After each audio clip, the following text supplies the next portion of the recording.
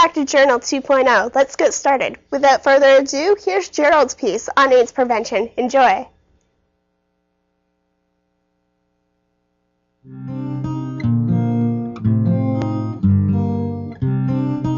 Jeff Forget is a doctor who works for World Vision.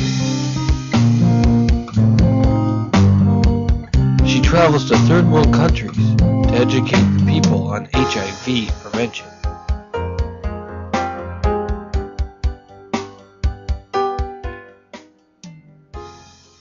I am a medical doctor that was very interested in working in prevention of diseases and education, because I feel that when you work in that area you can do much, you can reach more people and than to be in an office and just like looking after every other patient.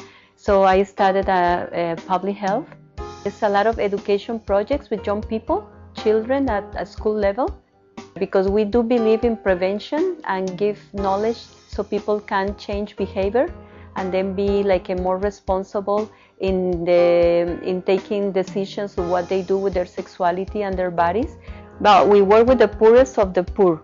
So World Vision, one of the really commitments that has is to work with the people that really is in need. So always when I go to the field, you see that that is happening. Like we are filling gaps, giving like this like services and bringing the programs to places that nobody normally is there for them.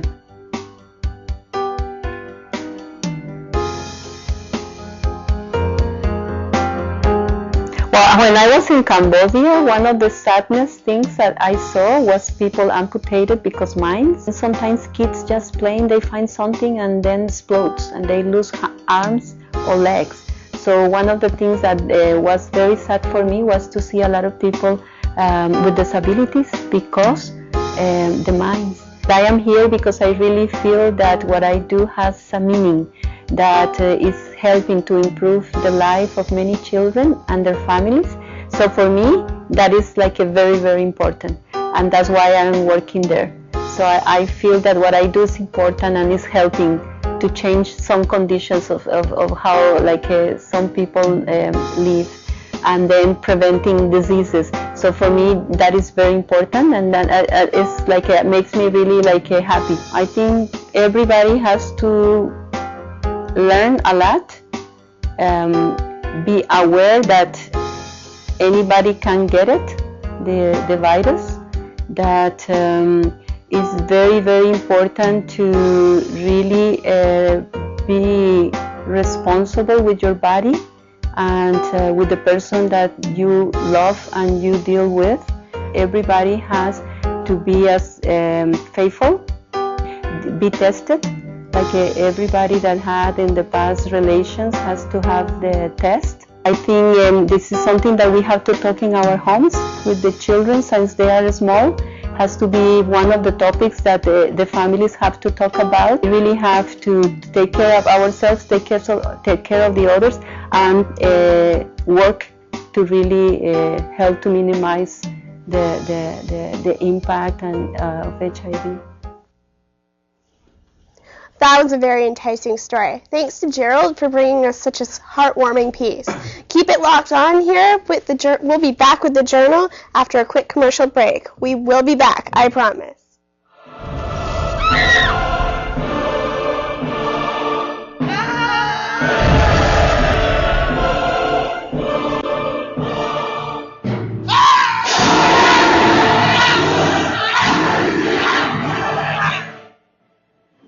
You better polish off those assignments and start making friends with your teacher if you want to get a nomination.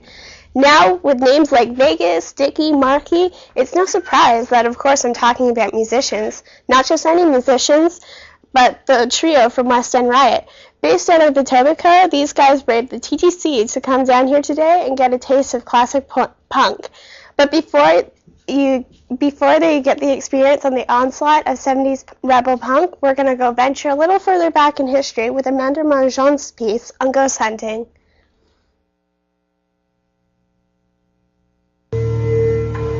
A city that seldom sleeps, Its streets are constantly abuzz with people rummaging through their daily routines and nightly explorations.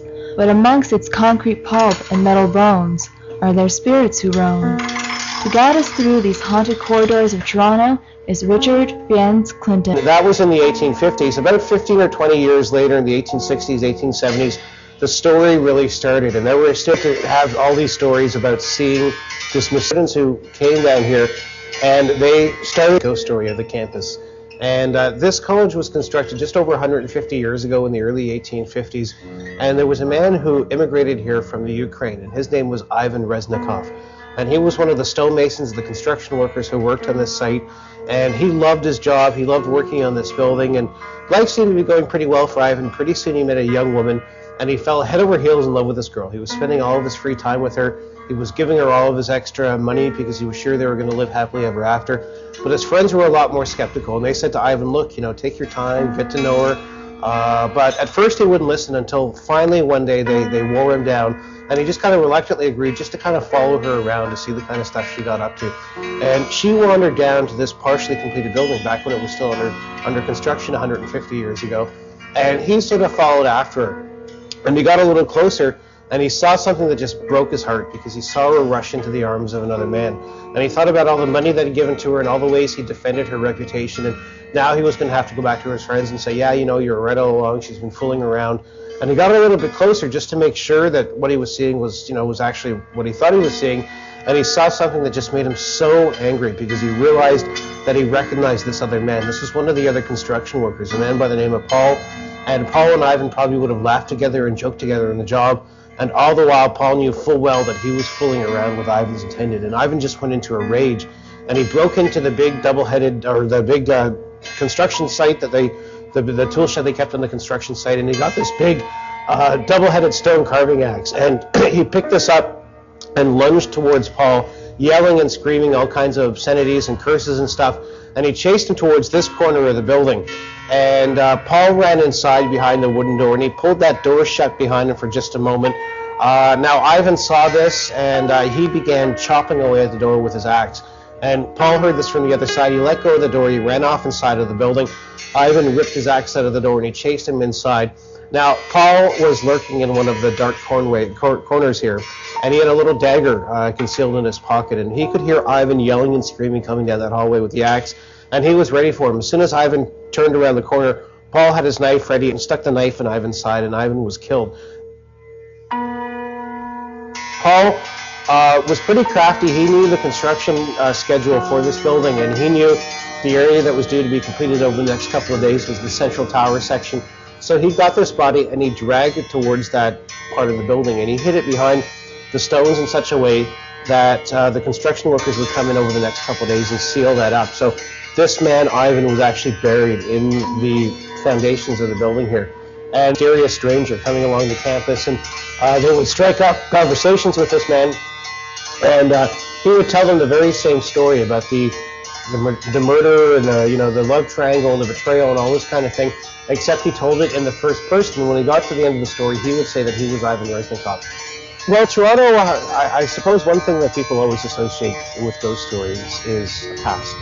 And Toronto is over 200 years old. 1793 was when the town was founded, and so we do have a lot of history here. A lot of people associate ghost stories with older places, And I suppose, as far as an international city, Toronto may not be that old, but certainly in North America, it's a fairly old city, and a lot of people, a lot of people have lived and died here over the years. So maybe that explains some of these stories. I'm joined here now by Rob McCleary and Chris Sakis, who are going to tell us stories about Gus. Are they fact or fiction? Fiction. Fact. Fiction. You say fiction, you say fact. Why fact? I've had my one ghost encounter where I was sleeping in my bed, and my bed started to shake, and then I was kind of like thrown out of my bed onto the ground. Really? Must have been a very traumatic experience for you. Oh, extremely, yes. How old were you? I was about 10 years old or so. Oh my goodness. So it was a pretty frightening experience for a young lad to have to go through. So why do you say they're fiction? Well, they're just fiction, like all these people that have died, the thousands and millions of people that have died up to date, we're surrounded with ghosts. A little too much wacky For tobacco, sure. Rob. Definitely ghosts out there, you know. Have you ever had any other ghost experiences? No, after that's that, about or- it. But you know, everyone always gets those cold chills down their back and stuff. You know, that's your dead grandmother, you know, lurking around. Well, I don't know. I've never had a cold chill before, so maybe it's just you. Yeah, same. All right. Well, thank you guys very much for coming out tonight. No it problem. was greatly appreciated. I guess we can feel free to look us up, guys. You can feel free to look us up and tell us what you guys think about ghosts. But first, how about we take another break?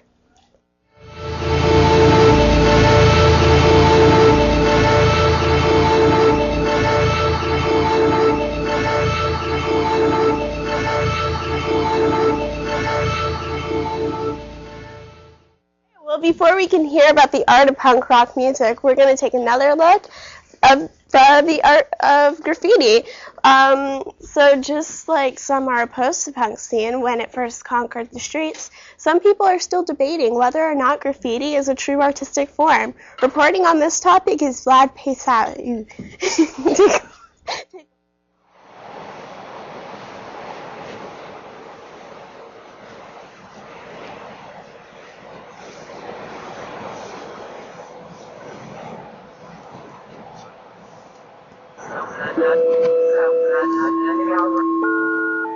Mid-afternoon on an early spring day, I was heading downtown to meet up with my friend Brian to show me around one of the city's most concentrated graffiti spots, the back alleys of Queen West. Here, let's cross.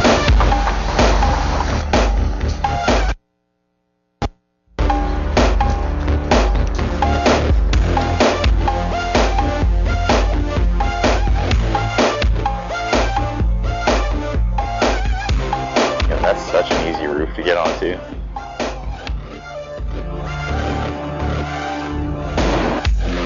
The history of graffiti goes back to ancient Rome and Greece, but modern graffiti was born in the streets of New York, Brooklyn, through the hip-hop and punk subcultures. It spread throughout the world, eventually reaching the streets of Toronto. Taste up.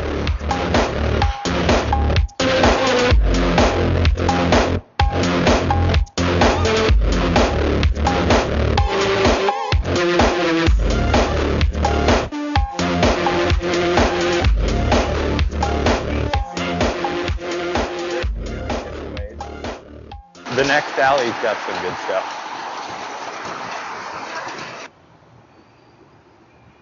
So right now we're behind the cathedral. I guess the cathedral at Queen and Bathurst. This alley in particular was the home of a little bit of a, I guess, a graffiti expo, if you will, where people got together and actually got permission to paint on these walls. So there's a lot of really good stuff back here. Some of it, unfortunately, has been damaged, but that is the nature of the art.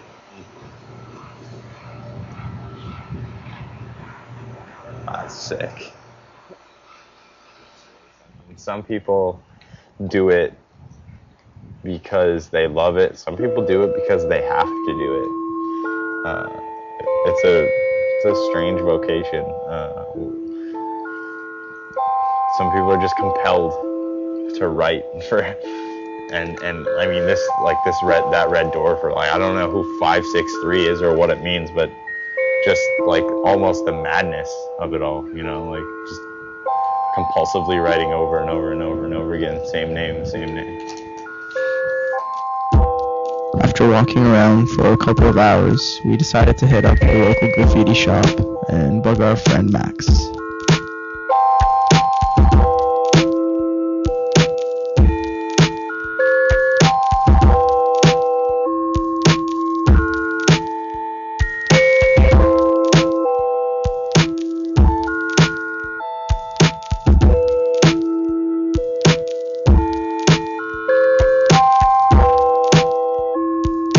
Everyone has their own opinion, right?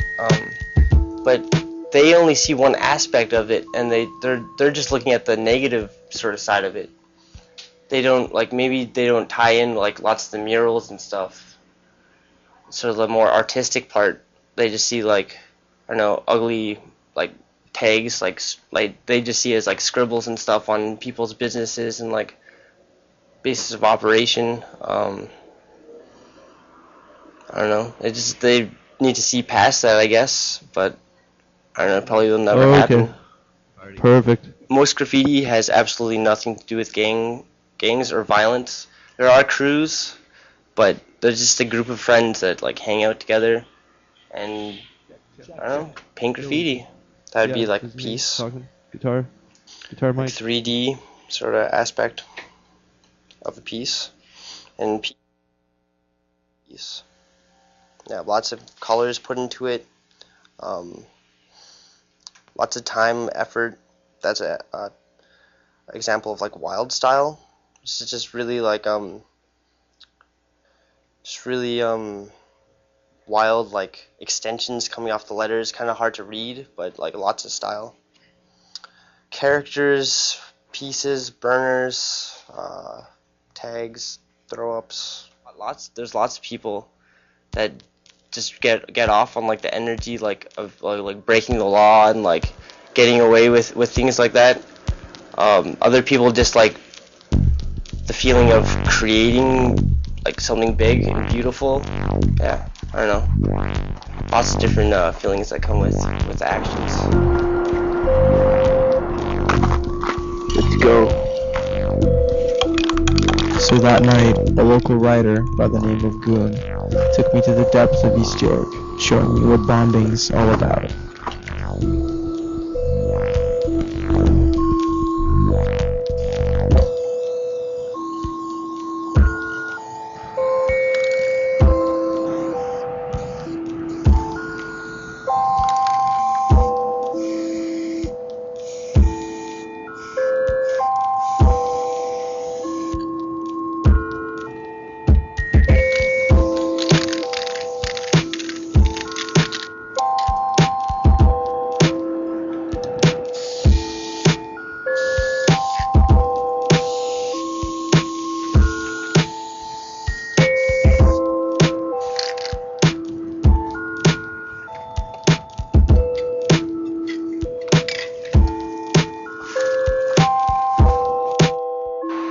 Coming back the next morning, I realized the act is half of the art. Whether or not graffiti will ever be recognized or accepted as a legitimate form of art doesn't really matter, because it doesn't need acceptance. It's doing just fine on its own, and if you don't understand it, you probably never will.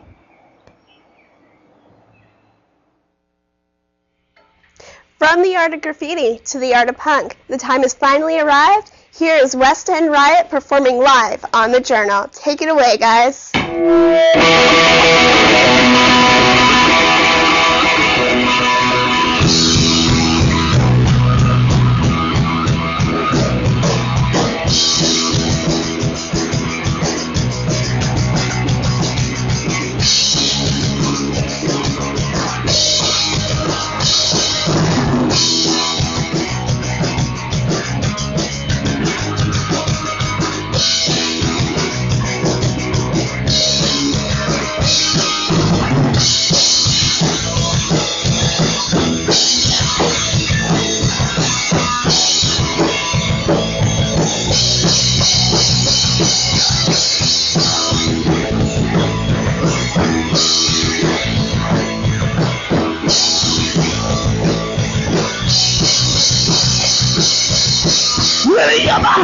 You seem to love each other. We're meeting it all better. Trying to get bigger. How can I say? Thinking bigger. How can I sing it? When I'm singing. When I'm singing. I wanna know to all of my heroes. Which is the go singing. When I'm singing. When I'm singing. I wanna go to all of my heroes who did the go say, beware, now it's gone and I'm still singing, now it's on tonight, so on,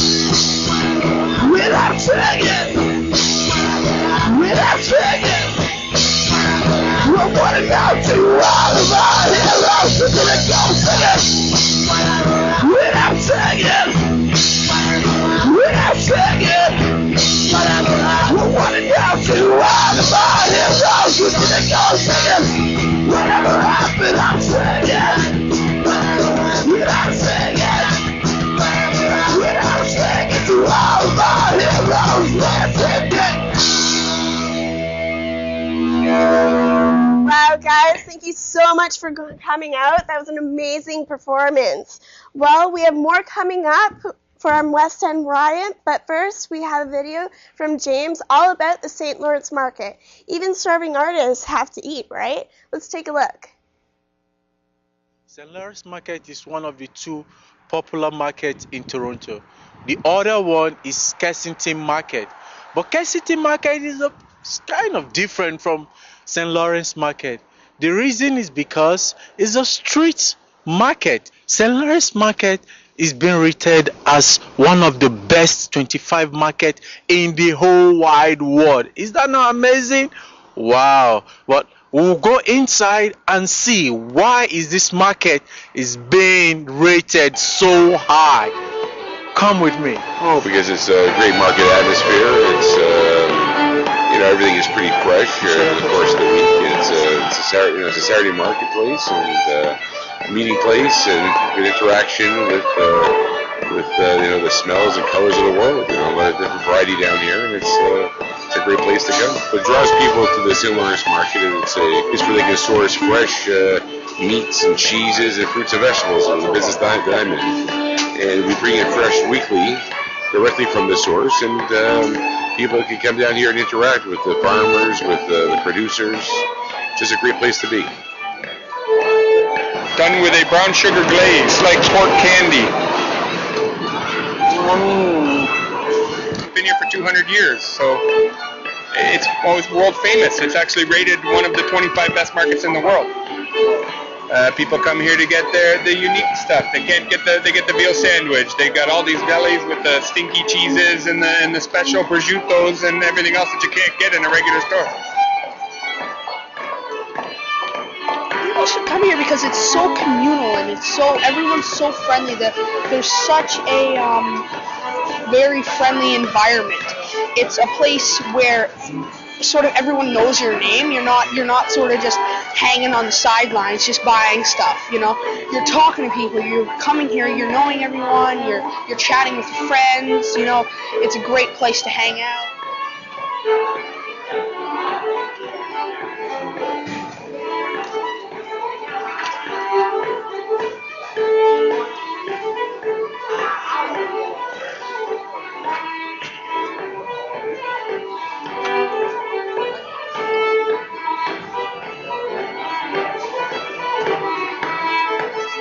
Why should people come to St. Lawrence Market? It's probably one of the top 5 markets of this style in all of North America. It offers an old world opportunity to shop for food that you can't really get anywhere else. Imagine 6 butchers, all of them, it's their career, it's what they do, it's their passion. Seafood mongers, organic produce mongers, different guys with all kinds of expertise in cheese and in deli.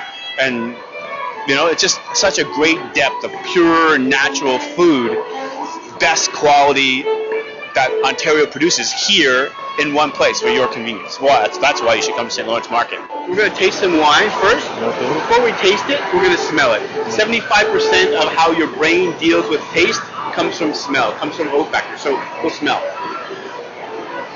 You smell that? Lots of cherry in that? Yeah. Okay, give it a little swirl. Smell. And then taste. What do you think of that one? Nice. One of my favorites. Whoa, okay. A tobacco noir. It's a complicated process. Basically, you acquire a space in the market. For us to open our new store here, we had to purchase this space from the previous owner, and then once you have a space, you have to be approved by the City of Toronto, who's the landlord, and you also have to be approved by the Tenants Association. So if I had decided to open another butcher shop or another cheese shop, they might have said, no, we have enough of those already, we don't need that, we're not going to. But there's no wine shop here. Everybody all the other vendors wanted a wine shop, so they were glad to approve us and have us here.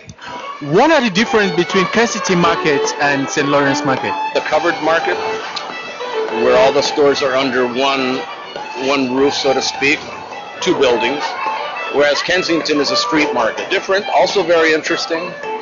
It has its own flavor. It also has a lot of food, but it also has a lot of other things such as clothes and luggage shops. But in terms of a very popular venue for shopping indoors and food as its specialty, the St. Lawrence Market is different than Kensington in that fashion. You've gotten what St. Lawrence Market is like. Let's go back to the journal live at Centennial College. Welcome back, guys. I'm sitting down here with West End Riot. How are you guys doing today?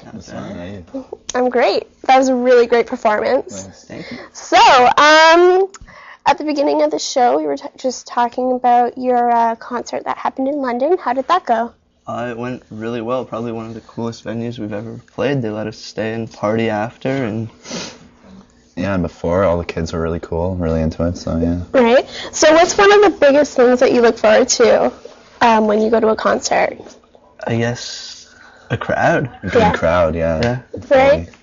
So who writes the lyrics to your music? Most of the songs have been written by me because Rich just joined a couple months ago, but since he's joined, we've collaborated on some of our newer stuff, so hopefully things will advance and get a little better as we got two people working on it.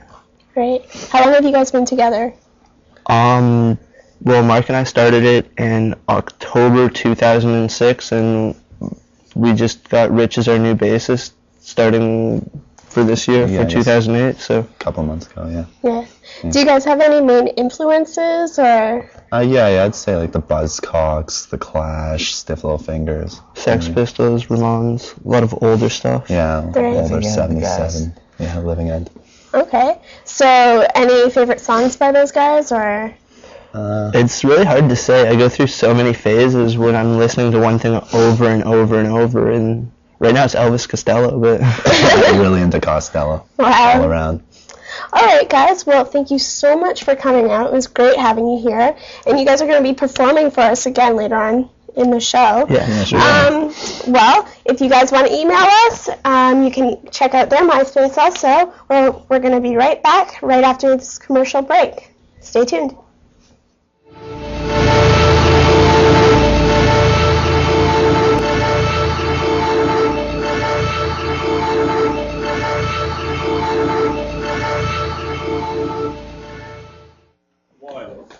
Hey, welcome back. Remember to stay tuned at the end of this show to watch West End Riot perform.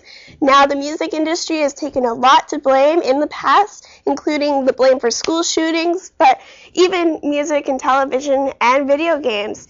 Are these all really to blame for the school violence? What about the lack of school security on campuses? Reporting on this issue is Tyler Lemaich, who spoke to students to get their opinions on the topic.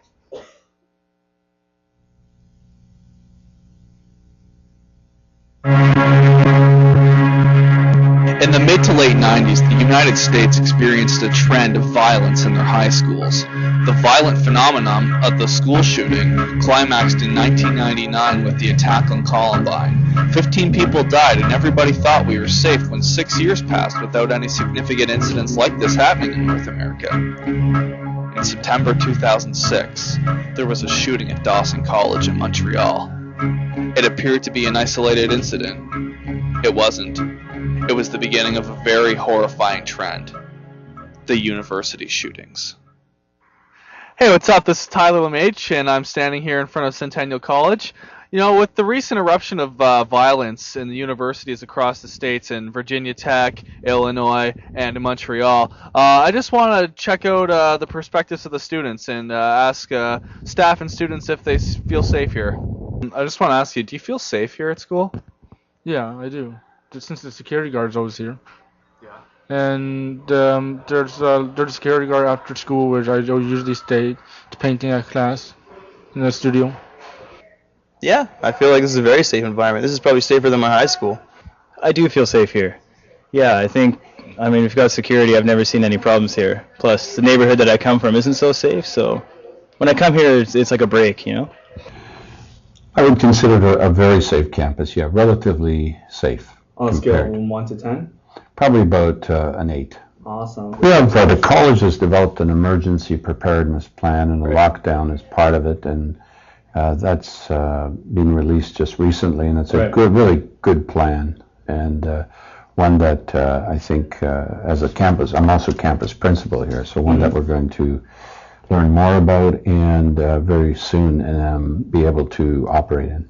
In general, the students are comfortable with the security we have at the CCC. I haven't had any complaints directly to my office, so I'm assuming that everybody's happy with the security. The overall society becoming overall more violent through these kinds of single incidents, but a repeat of these single incidents worries a lot of us, worries you obviously, and worries the student body. And I think what we can do is create a safe environment, as safe as we can make it, keep our eyes open for people who come into the building. You know, what are they carrying? Who do they look like? It's always hard, I know. It's sometimes very difficult to do that, but that's going to be a key measure of trying to inform people, security and ourselves about what's going on.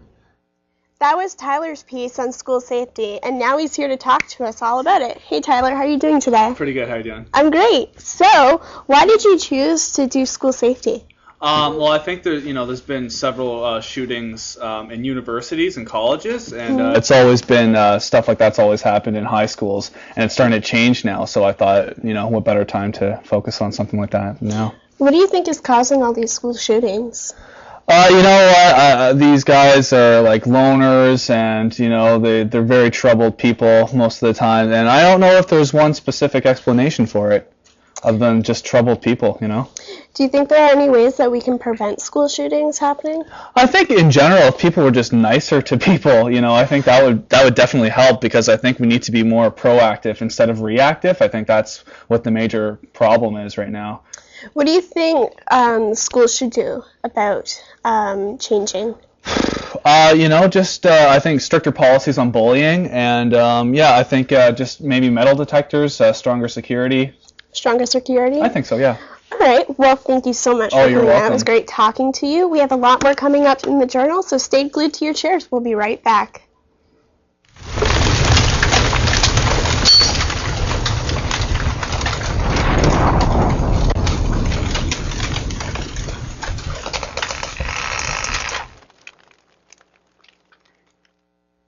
Another hot topic in the news nowadays is the environment. Our final segment on the show has been brought to us by Jeff Vespasiani, reporting on the environment politics. Let's take a look at what the pros have to say.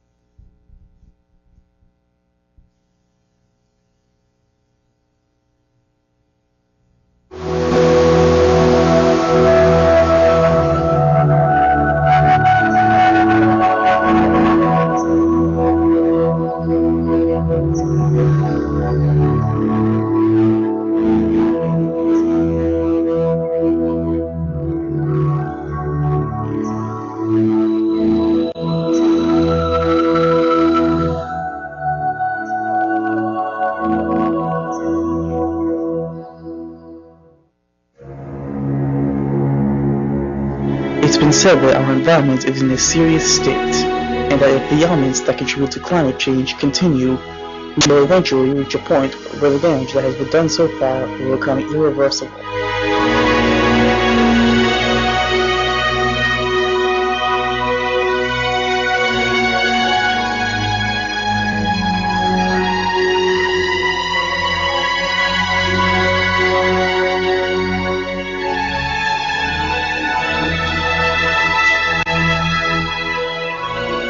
But at the same time, it's also been said that these dangers of climate change have been greatly exaggerated, and a few argue that these risks don't even exist at all.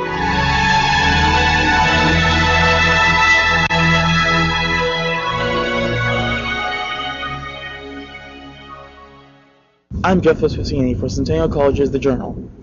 Climate change is a source of intense debates among parties of vastly different opinions, each as passionate about the subject as the other. The politics of climate change are, of course, no different. Global warming, or the warming of the planet, is what's causing the sharp swings. But the sharper the swings become, the bigger the disasters in our economies. This is why you have things like the cyclone the huge cyclone that hit Bangladesh. The water levels are going up. Liberal MP Maria Minna is one of the people who feels it's a threat. She's a strong supporter of the Kyoto Protocol.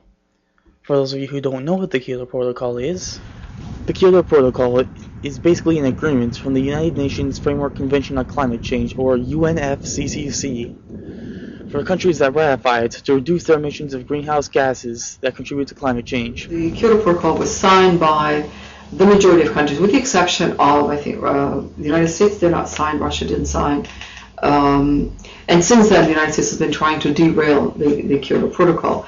We ratified it in Canada, and then, of course, we had the provinces to cope with, because the provinces did, especially Alberta, at the time Ontario, Harris, were not interested in participating.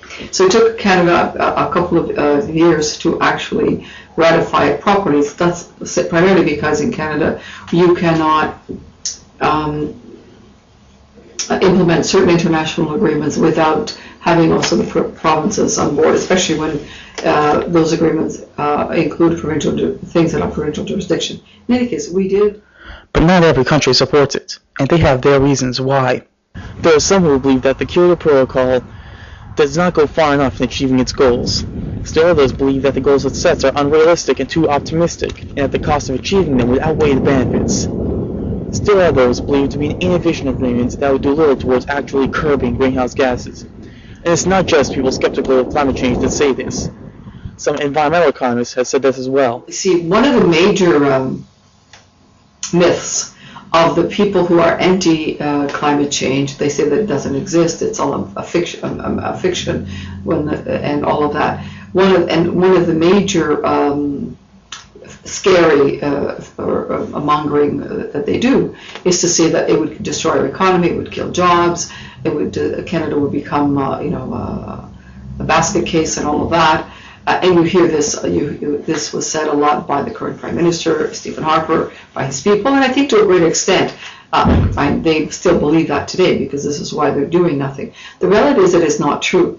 Actually, if we talk to a lot of large companies, even oil companies who are implementing aggressively climate change, if a green environment, green industries would actually create jobs.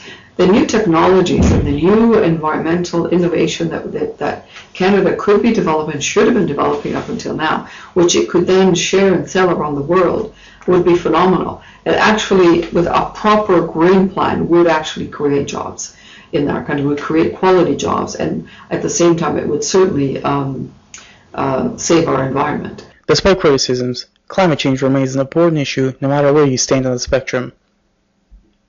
For Centennial, the Journal, I'm Jeff Vespasiani. Alright, well, it's about that time again to wrap things up. It was really nice to have you guys stop by. I hope we meet again very soon. You know that time, you know that place, you know the site, so don't be a stranger. To view these stories and more stuff off the Journal, feel free to visit Centennial On Demand or YouTube us. Add us to your favorite and tell your friends. The Journal 2.0 is where it's at. I'm Danielle Jarrett-Fish, and here is West End Riot one last time. Have a good night, everybody. Take care. Take it away, guys.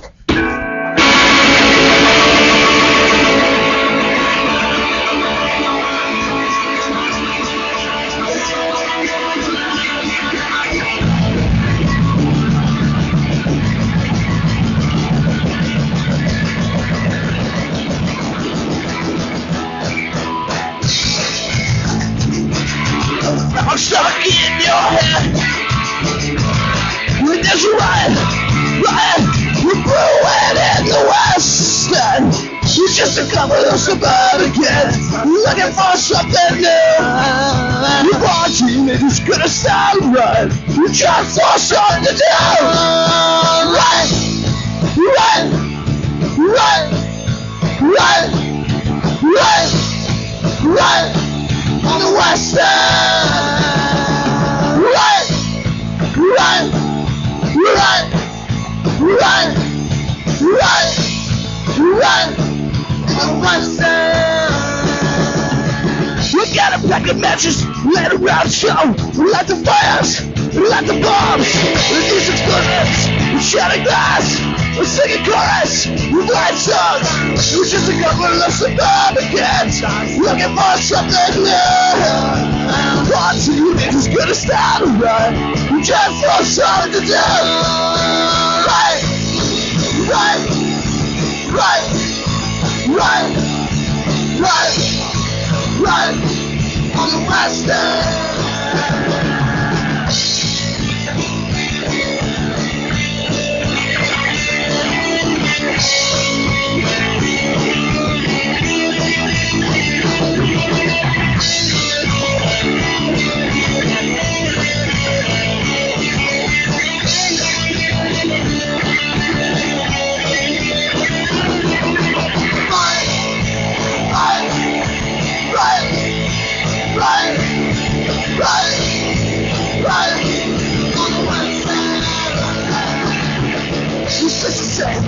Struggle away tonight, there's a riot with the West End. Hit a lock of coming, so come on, join in, mountain. There's a couple of suburban kids looking for something new. Our teenagers gonna start a run, just for something to do.